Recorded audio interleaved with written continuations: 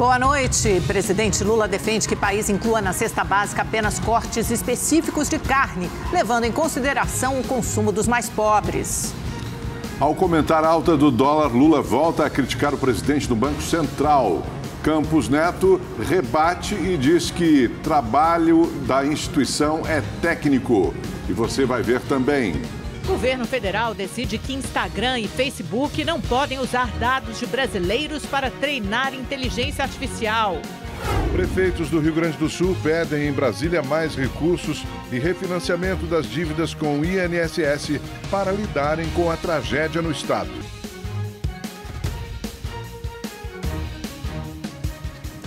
Três acidentes envolvendo elevadores ocorreram em menos de 24 horas no Rio de Janeiro. 2 pessoas morreram.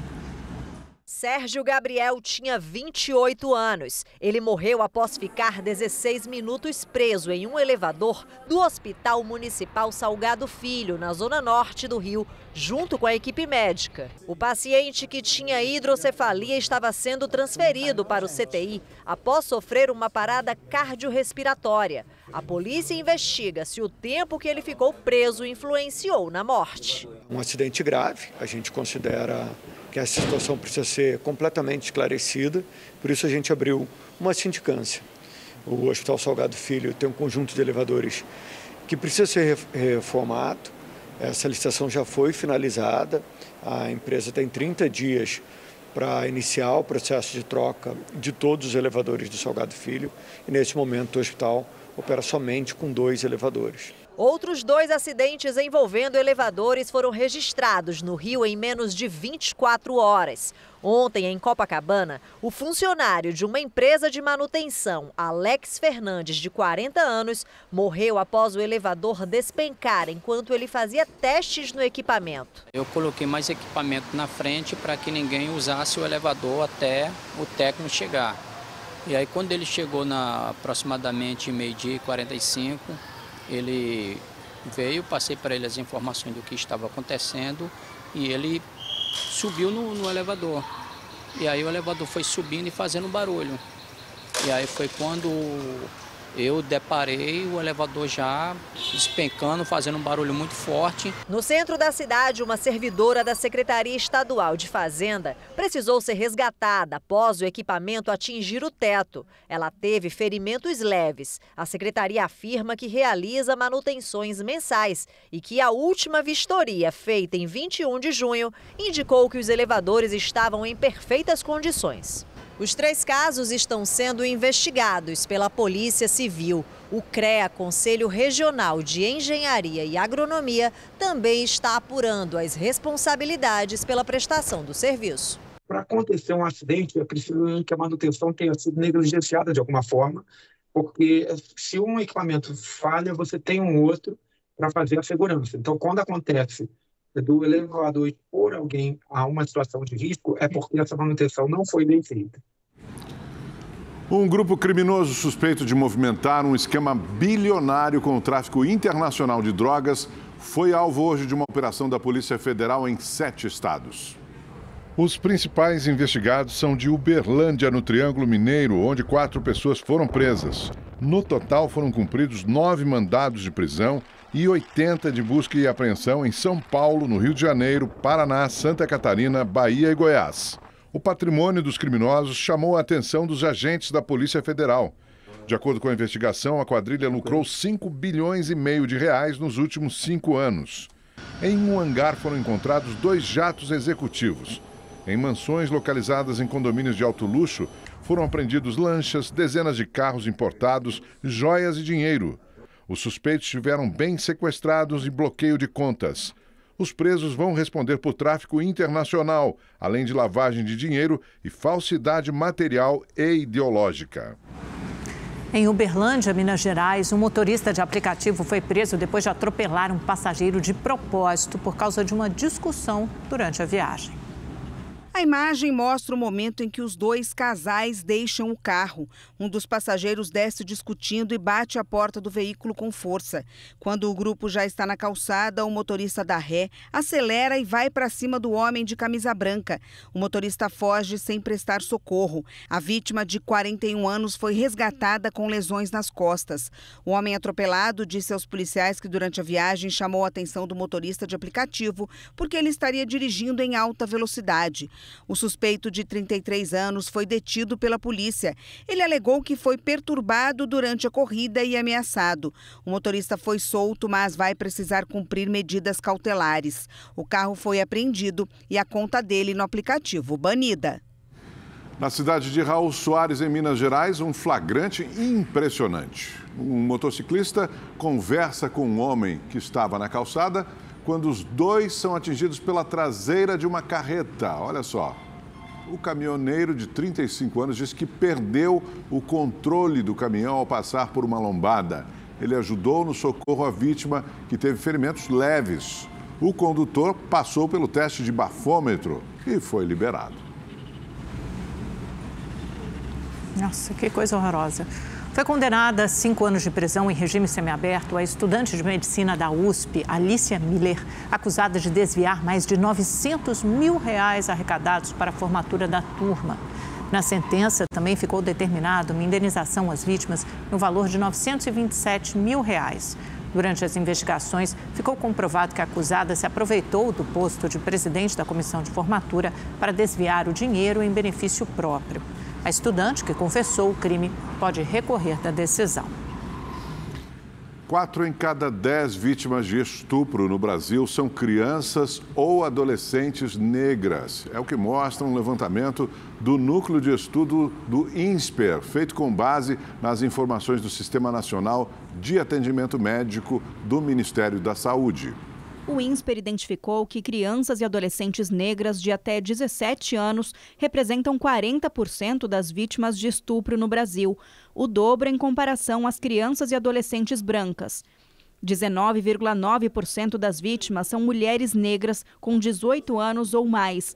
O índice é de 13,3% entre mulheres brancas com 18 anos ou mais. Somando todos os casos entre todas as idades, 60% das vítimas de estupro no Brasil em 2022 eram negras. Em 2010, quase metade das vítimas, 48,4%, eram negras. Entre as mulheres brancas, o número de vítimas caiu de 38,1% em 2010 para 33,3% em 2022.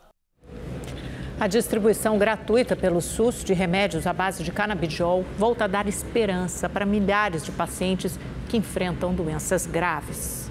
O Davi, de 30 anos, tem a síndrome de Lennox-Gastaut, uma doença rara que compromete a cognição e faz com que o paciente tenha crises frequentes de epilepsia. Ele toma cerca de 22 comprimidos por dia e depende totalmente dos pais. E o tratamento com medicamentos à base de canabidiol é uma esperança.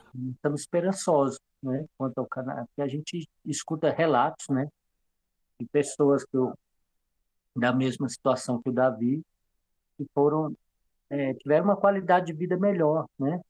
Por enquanto, o acesso a essa medicação é restrito aos portadores da síndrome de Lennox-Gastaut, síndrome de Dravet e da esclerose tuberosa.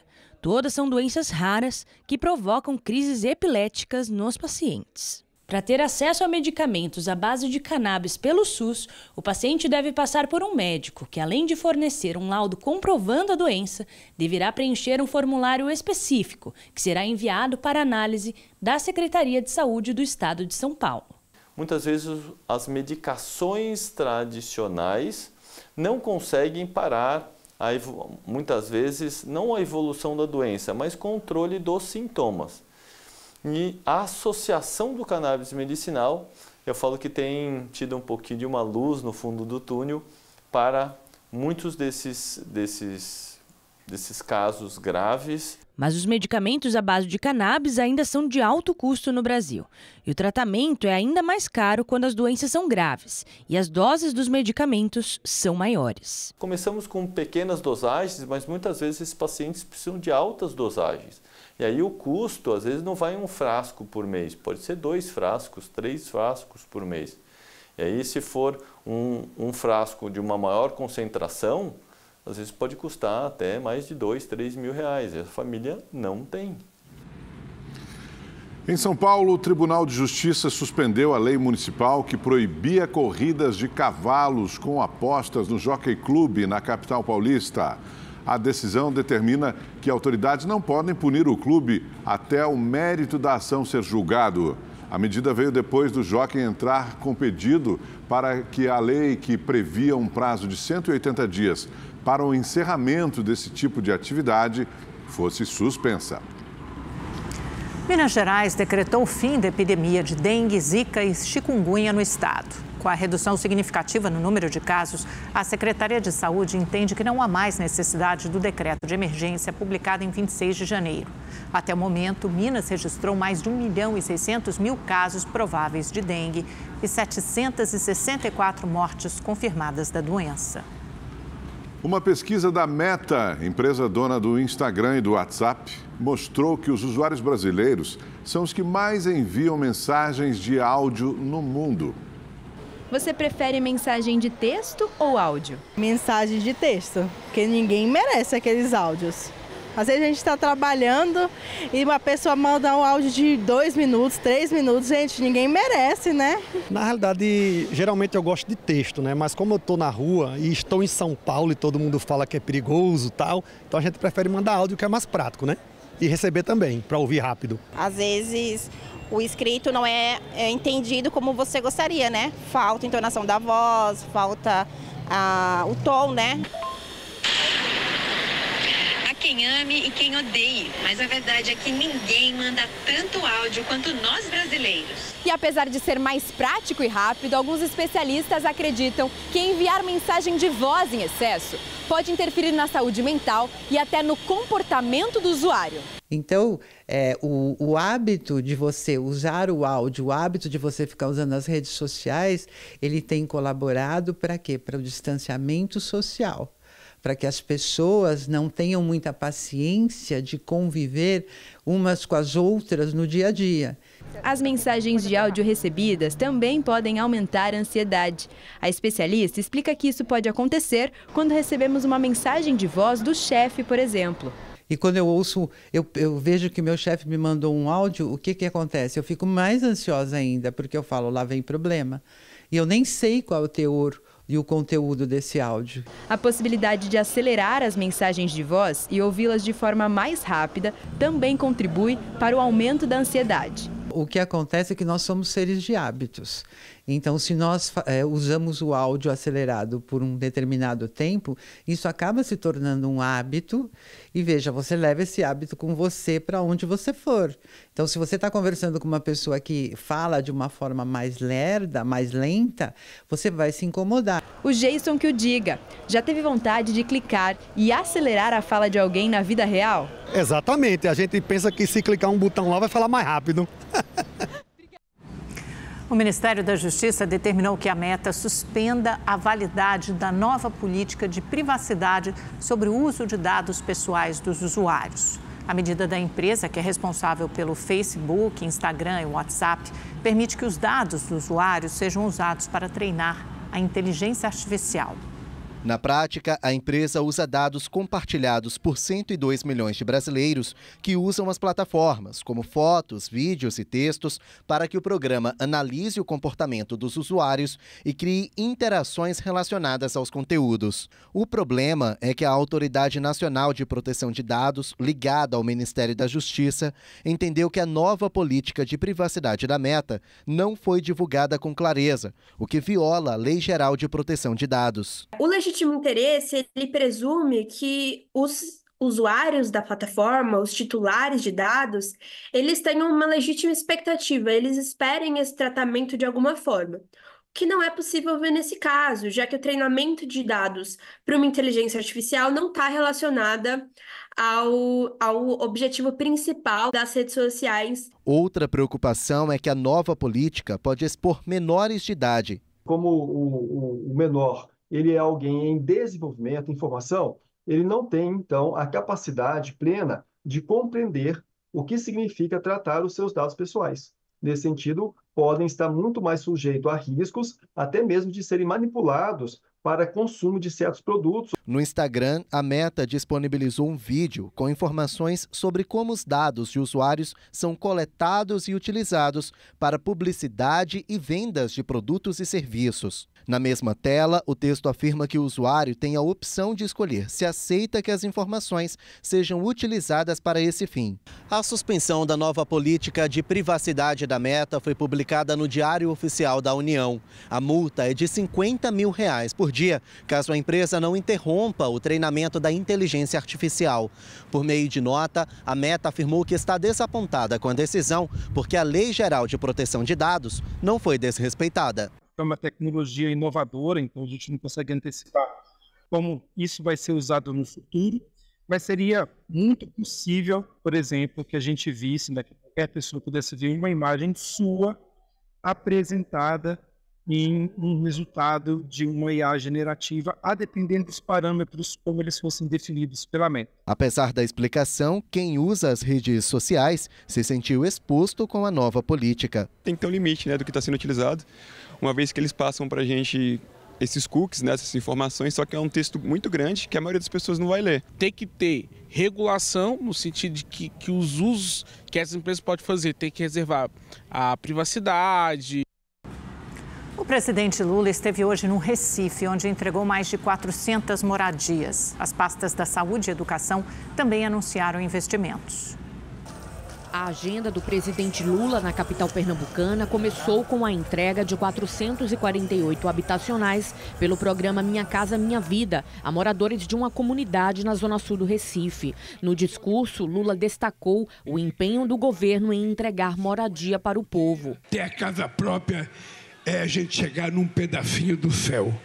E é por isso que eu tenho muito orgulho de dizer para vocês que foi o meu governo, foi o governo do PT, o governo que mais fez habitação na história desse país para atender as pessoas pobres. No evento foram anunciados também investimentos na educação. 6 cidades pernambucanas ganharão novos institutos federais e um novo campus da Universidade Federal será construído no sertão do estado. Em expansão são 6 novos institutos e também na consolidação são 72 milhões para construir o restaurante estudantil onde não tem, para fazer o bloco de sala de aula que está faltando, para fazer o laboratório que nós chamamos de consolidação dos campos já existentes do Instituto Federal. Na área da saúde foi anunciada a construção de 2 maternidades pelo novo PAC, Programa de Aceleração do Crescimento. 3 milhões de mulheres serão beneficiadas pelas novas unidades na cidade de Ouricuri, no Sertão, e de Garanhuns, no Agreste Pernambucano. E com elas se somam outras iniciativas aqui para garantir as condições seguras, adequadas, humanas para as mulheres, para todo o processo de gestação, para os recém-nascidos, para todo o cuidado que o nascimento precisa, a gestação e o nascimento, a gestação, o parto e os primeiros cuidados têm que ter. Também foram anunciados mais de 136 milhões para a recuperação de linhas do metrô do Recife, além de mais de 200 milhões para obras no Porto de Suape, além do contrato do programa Periferia Viva para regularização fundiária e melhoria habitacional, contemplando mais de 2.600 pessoas. Hoje na Bahia, o presidente Luiz Inácio Lula da Silva participou das comemorações pelos 201 anos da independência da Bahia. Antes, o presidente deu uma entrevista à Rádio Sociedade. Durante a entrevista, Lula falou sobre a isenção de impostos para as carnes e defendeu o fim da tributação. Você tem, sabe, vários tipos de carne. Você tem carne chique, de primeiríssima qualidade, que o cara que consome ela pode pagar o impostozinho. Agora você tem um outro tipo de carne, que é a carne que o povo consome, né? Frango, por exemplo, não precisa ter imposto. O frango faz parte do dia a dia do povo brasileiro. O ovo faz parte do dia a dia, sabe? Você pode separar a carne, você pode selecionar a carne. Sabe? Você vai comprar uma coisa importada chique, tem que pagar imposto. Eu estou falando é imposto do povo brasileiro, ou seja, o povo mais humilde, o povo trabalhador, a classe média baixa, sabe? Essa gente que vai no açougue comprar um pedaço de carne não poderia pagar imposto, sabe? Como se fosse, sabe, uma pessoa mais rica. É possível fazer isso? Eu não sei. O presidente também falou sobre a alta do dólar e criticou mais uma vez a atuação do Banco Central. Obviamente que me preocupa essa subida do dólar. É uma especulação. Há um jogo de interesse especulativo contra o real nesse país. E eu tenho conversado com as pessoas do que a gente vai fazer para tomar. Eu estou voltando quarta-feira, vou ter uma reunião. E quando a gente indica um presidente do Banco Central, quando a gente indica um presidente do Banco do Brasil, quando a gente indica um presidente da Petrobras, a gente não indica essa pessoa para essa pessoa fazer o que a gente quer, não. O Banco Central é um banco do Estado brasileiro para cuidar da política monetária. Ele não pode estar a serviço do sistema financeiro. Ele não pode estar a serviço do mercado. A atuação do Banco Central também foi alvo do ministro da Fazenda, Fernando Haddad. Ele disse que é preciso alinhar a comunicação para conter a alta do dólar. Acertar a comunicação, tanto em relação à autonomia do Banco Central, como o presidente fez hoje de manhã, quanto em relação ao arcabouço fiscal. Não vejo nada fora disso. Autonomia do Banco Central e rigidez do arcabouço fiscal. Em resposta às críticas feitas pelo presidente Lula, o presidente do Banco Central, Roberto Campos Neto, disse que para executar bem o seu trabalho, o Banco Central brasileiro precisa se afastar das discussões políticas e tomar decisões técnicas. A fala ocorreu durante o evento em Portugal. Campos Neto atribuiu juros altos à polarização política que pode trazer riscos para a economia no futuro próximo. Em reação às declarações do presidente Lula, o dólar subiu mais uma vez e encerrou o dia cotado a R$ 5,66, mas bateu nos R$ 5,70 durante o pregão. É o maior patamar em 2 anos e meio. Quem está aqui conosco hoje, em solo de São Paulo, né, em solo paulista, é nosso comentarista de política, Kennedy Alencar. Kennedy, eu tenho a impressão que o Lula mira em Banco Central, no Campos Neto e no mercado, e acerta em Haddad, em Galípolo e no seu próprio governo. Amanhã tem uma esperada reunião entre o ministro da Fazenda e o presidente da República. O que deve sair disso? Você tem informações? Boa noite, Amanda. Boa noite, Augusto. Boa noite para quem está nos assistindo. Tenho sim, Amanda. O Haddad hoje ele atuou como bombeiro. Ele pegou, disse que tem um problema de comunicação, tentou jogar água na fervura. No entanto, amanhã o Haddad vai dizer para o Lula numa reunião que ele está errando no tom das críticas ao Roberto Campos Neto, ao Banco Central e ao dólar, e que isso pode contratar mais inflação para 2025 e 2026. Hoje eu gravei uma notícia com a Laura Carvalho, a economista. Ela disse que o dólar nesse patamar pode elevar e ter impacto na inflação nos próximos 3 meses. Portanto, o que o Lula está fazendo atrapalha o próprio objetivo dele de ter menos inflação, de ter uma taxa de juro mais baixa e de ter um dólar menos valorizado em relação ao real. O dólar já esteve próximo dos R$ 5, né? Já esteve até abaixo disso no governo do Lula. Agora está se aproximando perigosamente de um patamar de R$ 6. E isso vai ter impacto na inflação, como os economistas estão dizendo, como o Haddad avalia que pode acontecer. E o Haddad já disse para o Lula, e vai voltar a repetir, a presidência do Campos Neto no Banco Central já está precificada. Ele vai sair agora. O problema vai ser do próximo presidente, que vai ser indicado pelo Lula. Então o Lula está dificultando o trabalho de quem ele mesmo vai indicar daqui a pouco para presidir o Banco Central. O presidente está correto ao criticar a Selic elevada? Está. A gente tem que ser justo. O dólar está alto porque tem um movimento mundial. Vários países viram as suas moedas se desvalorizar, porque os juros continuam altos lá nos Estados Unidos. Só que as falas do Lula têm sido um fator que agrava a alta do real aqui no Brasil. Ele está atrapalhando e está dando força ao movimento no sentido contrário do que ele quer. É isso que o Haddad vai explicar para ele. Para a gente ser justo, não é culpa do Lula esse dólar nesse patamar, mas ele ajuda o dólar a subir e a ficar lá, quando ele devia trabalhar no sentido oposto. A reunião amanhã, até o Haddad falou que vai ser fiscal para eliminar rumores do mercado, porque qualquer fiapo de informação o mercado quer especular. Então a gente espera que a partir da manhã essa comunicação do Lula esteja mais bem sintonizada aí com os próprios interesses de diminuir o dólar, controlar a inflação e baixar os juros. Perfeito. Obrigado, Kennedy. Boa noite. Boa noite. E a tarifa social, que permite desconto de 50% na conta de água e esgoto, agora é lei e a partir de dezembro vale para todo o país. Alguns estados brasileiros já oferecem desconto na tarifa das contas de água para famílias de baixa renda. Em São Paulo, a Sol é uma das beneficiadas. Você está pagando quanto de água aí? Mensal entre 24, no máximo R$30. E se você não tivesse esse benefício da fatura social, quanto você estaria pagando? Me baseando por contas de outras pessoas que moram em outro bairro e não faz parte da tarifa, uns R$85 a R$90. Agora o benefício será estendido para todo o território nacional. Serão favorecidas famílias com renda de até meio salário mínimo por pessoa, inscritas no CadÚnico, e famílias que tenham pessoa idosa com mais de 65 anos. A nova lei deve beneficiar 19 milhões de famílias. E tem também a questão da justiça social. Afinal, tem casas, por exemplo, que mora uma viúva que ganha, às vezes, menos que um salário mínimo. Infelizmente, essa é a realidade do Brasil. De acordo com a lei que entra em vigor em dezembro deste ano, as companhias de saneamento serão obrigadas a fornecer o serviço para as famílias de baixa renda, cobrando somente a tarifa social. A partir dessa data, a cobrança de uma tarifa comum desse público será considerada indevida.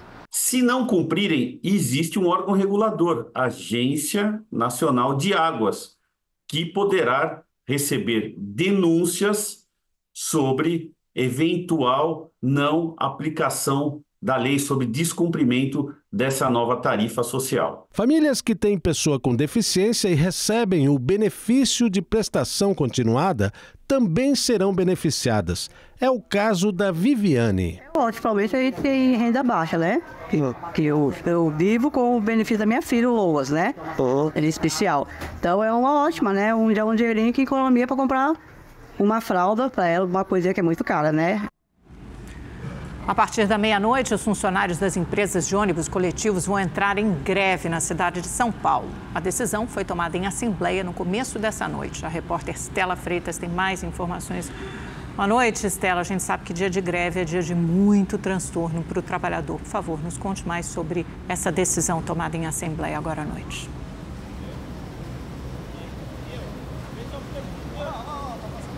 Oi, Amanda, uma boa noite a você, boa noite a todos. É importante os passageiros já se programarem, porque segundo o sindicato da categoria, todas as empresas de ônibus urbano da cidade vão parar amanhã.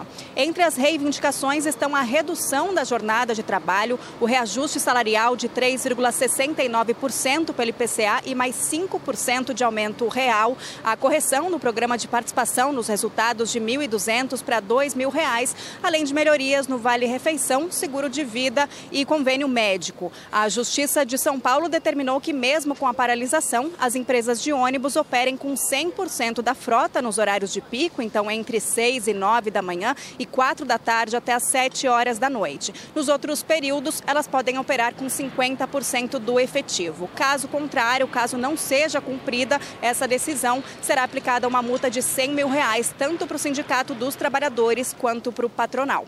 Amanda, Augusto. Obrigado, Stella. O Brasil registrou queda de 25% na exportação de calçados nos primeiros meses deste ano. A situação econômica da Argentina e a pressão no mercado asiático estão entre os principais fatores dessa baixa. O Brasil exportou cerca de 43 milhões de pares de calçados entre janeiro e maio de 2023, o que representa um total de 420 milhões de dólares. Com a queda de 20% em relação ao mesmo período do ano passado, o país perdeu 125 milhões de dólares na comercialização. A crise econômica na Argentina, que é o segundo maior comprador, é um dos fatores. Apesar de vir num movimento de recuperação ainda muito gradual das importações, está num nível quase 20% abaixo do que importava antes da pandemia, e a Argentina, naturalmente, que também ainda situa com volumes abaixo dos praticados no prévio à pandemia, que impactam diretamente a exportação brasileira. O nosso principal comprador, os Estados Unidos, tem importado menos calçados brasileiros por causa da inflação e dos juros altos. Eles estão investindo em produtos chineses, que são bem mais baratos. A China consegue vender um par de sapatos por menos de 3 dólares. A gente tem um movimento de retorno desde o ano passado, de forma mais incisiva da Ásia no mercado internacional, buscando recompor o seu espaço que foi perdido em parte durante a pandemia. Então a gente tem um aumento, um acirramento da concorrência internacional. O Ceará e o Rio Grande do Sul são os estados que mais exportam calçados. Ambos exportaram um pouco mais de 13 milhões de pares nos 5 primeiros meses deste ano, enquanto o Ceará amargou uma queda de 23% quando comparada às exportações do mesmo período do ano passado. Nas fábricas gaúchas, a exportação caiu 17%. A esperança do setor calçadista para fechar o ano em alta está no mercado doméstico. De uma forma geral, a expectativa para o ano de 2024 é que a produção ela seja mais sustentada pelo mercado doméstico, então pelo crescimento do consumo no Brasil, mais do que de fato pela recuperação das exportações. Uma medida provisória editada pelo presidente Lula vai liberar 100 milhões de reais para o combate aos incêndios em Mato Grosso e Mato Grosso do Sul. Os senadores vão analisar amanhã a criação do Estatuto do Pantanal e discutir os danos causados pelas queimadas nos estados. O texto que será analisado pela Comissão de Meio Ambiente nesta quarta tem como base outras propostas apresentadas no Congresso Nacional com o mesmo objetivo. Dados do Instituto Nacional de Pesquisas Espaciais mostram que entre 1º de janeiro e 1º de julho deste ano, o Brasil registrou 36.302 focos de incêndio. Em toda a América do Sul, o país ocupa o 2º lugar em ocorrências de queimadas, ficando atrás apenas da Venezuela. Só ontem foram notificados mais de 110 casos no Pantanal. E São Paulo e cidades vizinhas à capital não registravam um mês de junho tão seco desde 1961. Os dados são do INMET, o Instituto Nacional de Meteorologia. O tempo está tão seco que ninguém aguenta mais. Chato demais, para quem tem rinite, pelo amor de Deus, porque eu sofro, meus filhos sofrem demais. Eu acho que incomoda todo mundo, né? Por causa das alergias, as rinites, tudo. Cura de uma gripe não dá 3 dias, já volta novamente. Tá difícil.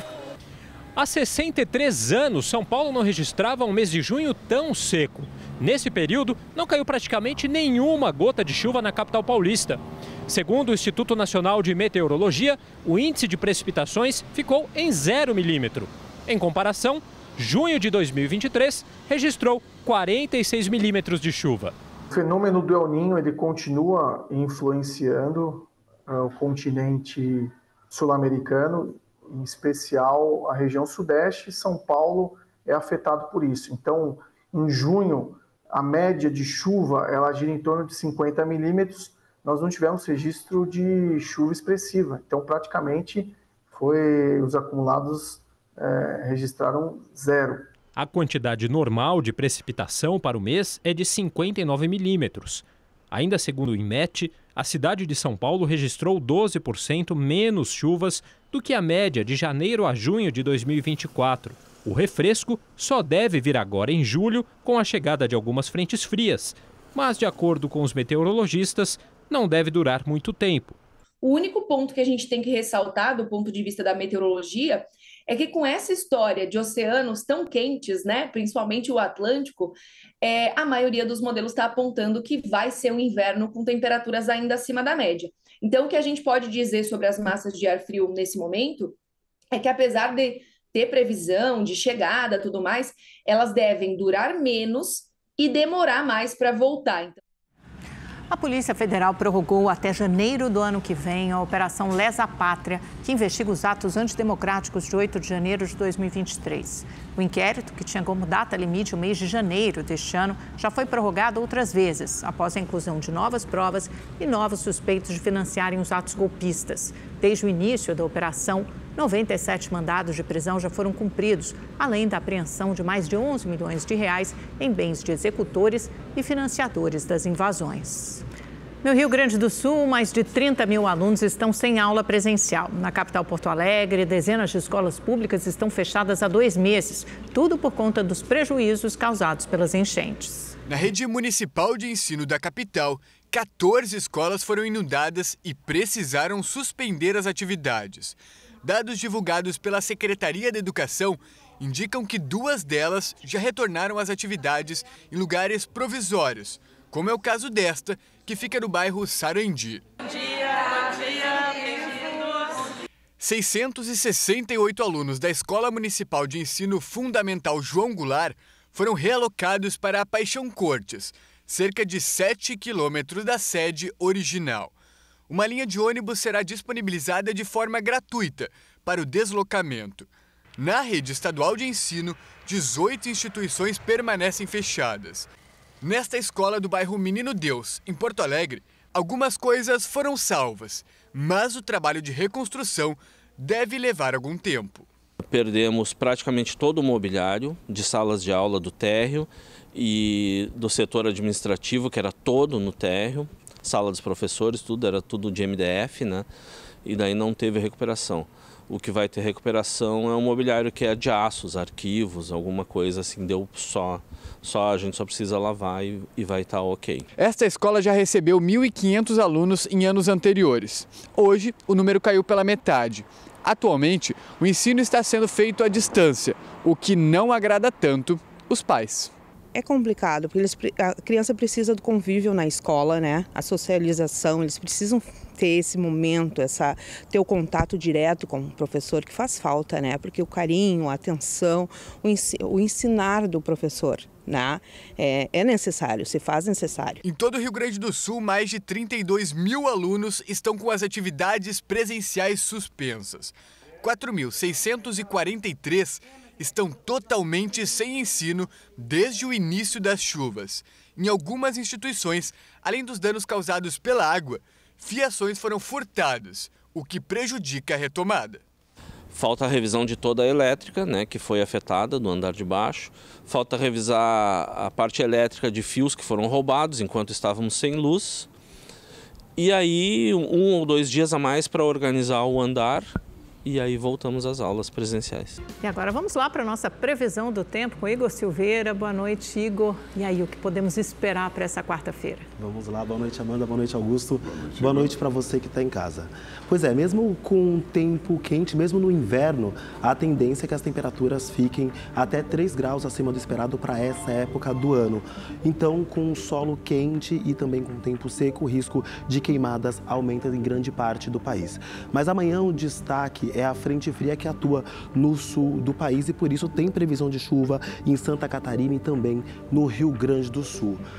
A frente fria também chama atenção pelas baixas nas temperaturas. Em Urupema, por exemplo, a temperatura mínima começa amanhã na casa dos 9 graus e a máxima não passa dos 17 graus amanhã. Em São Paulo, as manhãs começam bem geladas, mas à tarde o sol aparece e esquenta. A máxima pode chegar na casa dos 26 graus amanhã e 27 graus na quinta e também na sexta-feira. No Rio de Janeiro, a mesma coisa, manhãs geladas e com tardes quentes. As máximas podem chegar aos 30 graus amanhã.